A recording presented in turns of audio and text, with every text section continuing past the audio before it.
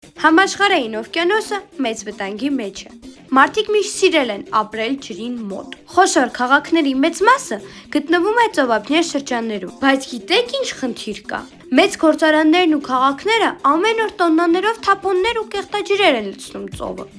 Եթե հիմա ջրից նմուշ վերցնենք ու մանրադիտակով նայենք,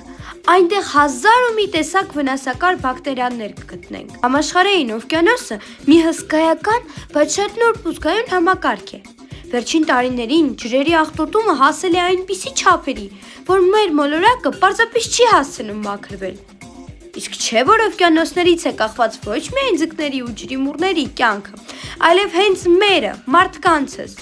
Օվկիանոսն է որոշում ողջ մոլորակի եղանակն ու կլիման։ Օվկիանոսի ամենամեծ թշնամիներից մեկը նավթն ու մազութն են։ Նավթը ջրի մեջ է ընկնում, երբ մեծ նավերը վթարի են ենթարկվում, կամ երբ ծովի հատակից նավթ արդյունահանելիս անսարքություններ են լինում։ Օրինակ, վերջերս Սև ծովում, Սոչի և Տոապեի ափերի մոտ հենց այդպիսի դեպք եղավ։ Մեծ քանակությամբ նավթային նյութեր լցվեցին ջուրը։ Սև ու կպչուն նավթը տարածվեց ալիքների վրա, առաջացնելով հաստ թաղանթ։ Դրա պատճառով ջրային թռչունները չեն կարողանում թռչել ու խեղդվում են, իսկ ձկները թունավորվում։ Փրկարարներն ու բազմաթիվ կամավորներ երկար ժամանակ մաքրում էին ափերն ու ավազը, որպեսզի փրկեն բնությունը։ Բացի նավթից, օվկիանոսներում հայտնվել են իսկական աղբե կղզիներ, պատրաստված պլաստիկ շշերից ու տոպրակներից։ Ծովային կենդանիները, հաճախ թափանցիկ տոպրակները, շփոթում են իրենց կերերի հետ, ուտում դրանք և հիվանդանում։ Սա շատ տխուր է, քանի որ կենդանիների շատ տեսակներ կարող են ընդմիշտ անհետանալ մեր մոլորակից, բայց մենք չպետք է հուսահատվենք, քանի որ ամեն ինչ մեր ձեռքերում է։